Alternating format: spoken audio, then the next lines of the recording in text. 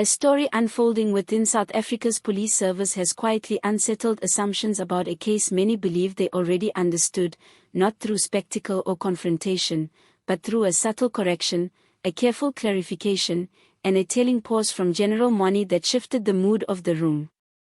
In that silence, before he spoke again, it became clear something fundamental was being reconsidered.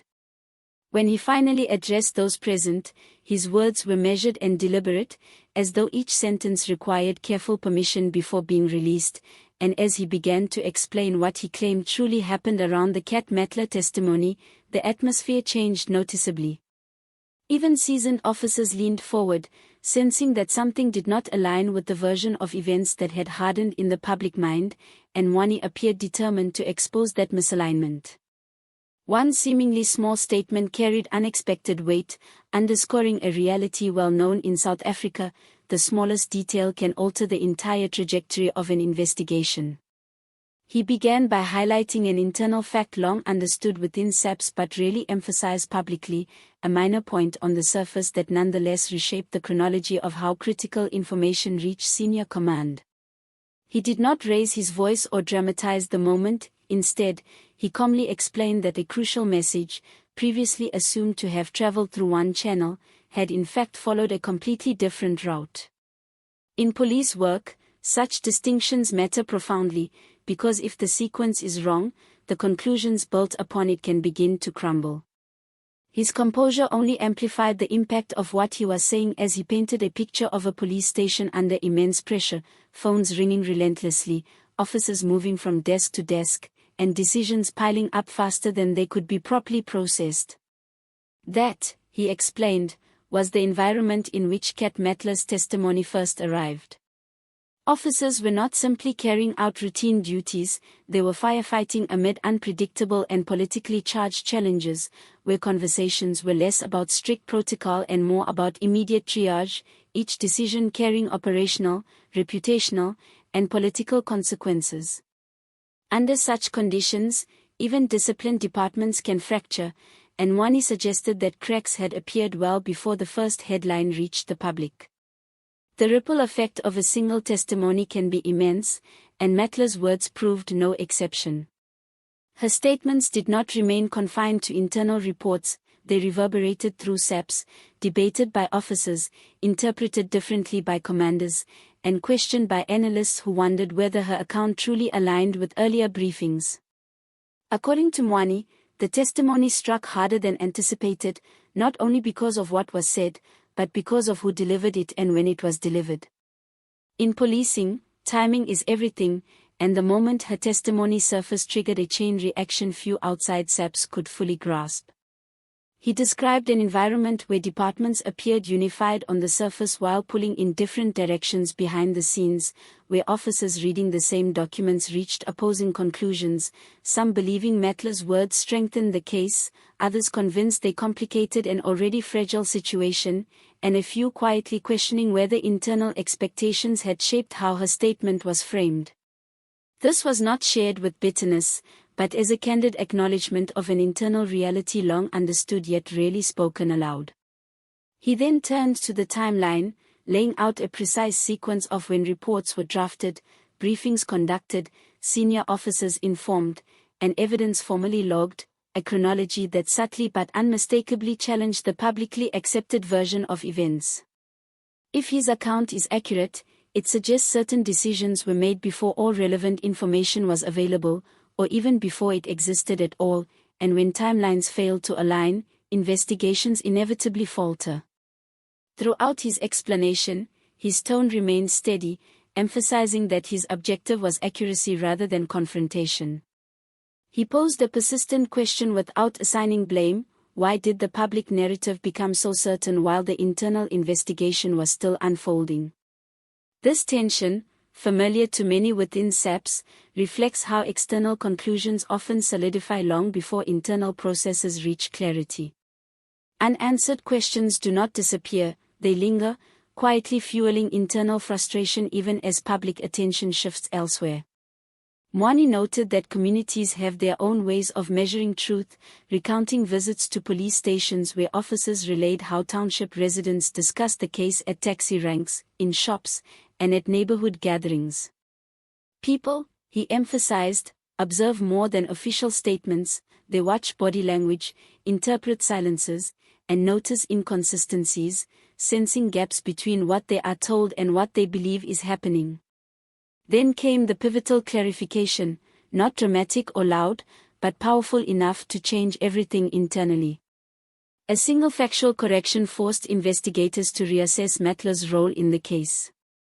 Without revealing classified details, Mwani made it clear that this statement raised serious internal questions, prompting officers to revisit assumptions, commanders to reread reports, and investigators to realize that the puzzle they believed they were solving no longer fit together.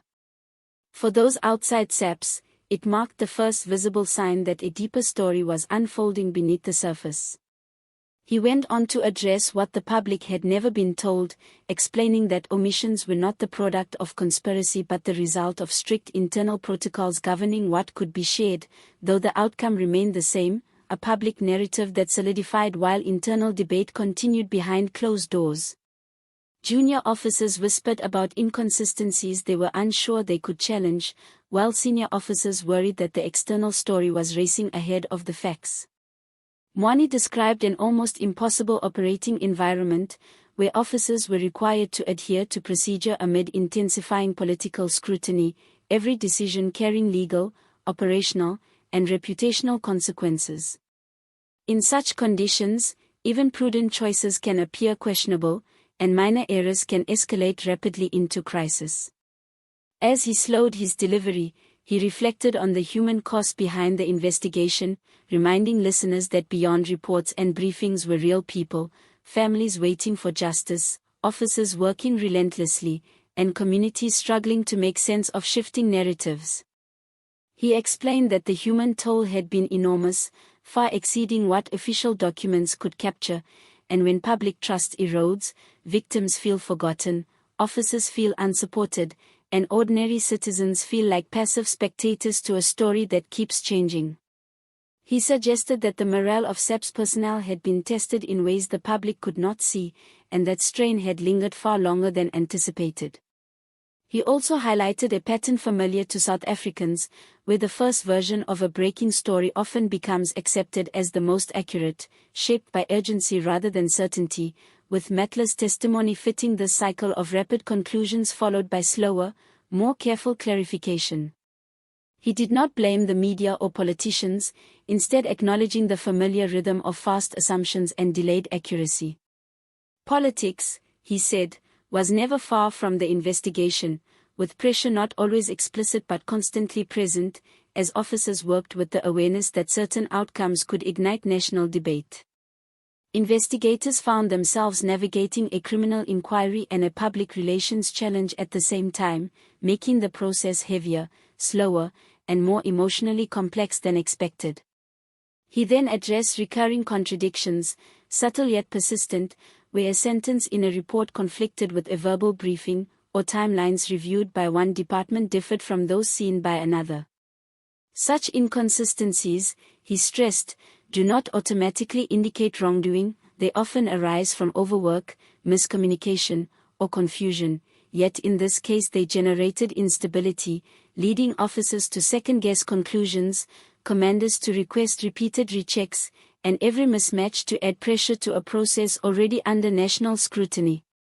He posed a critical question without answering it directly: if his version of events is correct, what does that mean for the integrity of the case?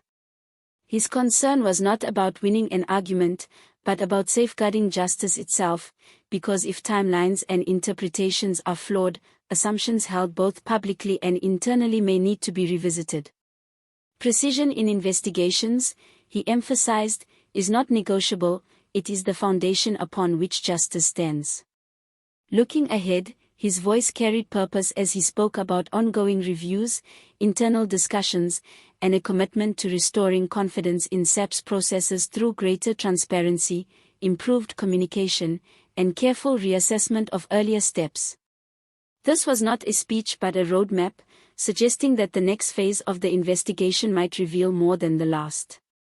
Finally, he explained why this clarification mattered more than many realized. It was not about self-defense or criticism, but about ensuring the case rested on a solid foundation, because when the base is unstable, even the strongest investigation can collapse under its own weight.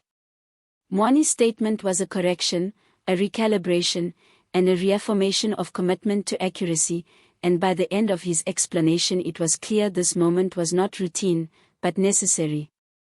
Every word, every timeline, and every observation formed a single message that accuracy, patience, and transparency are essential, especially in cases where the stakes extend far beyond the walls of SAPS, and in a country where trust in institutions is fragile. His account served as a reminder that the work behind the headlines is never simple, never clean, and never free of consequence.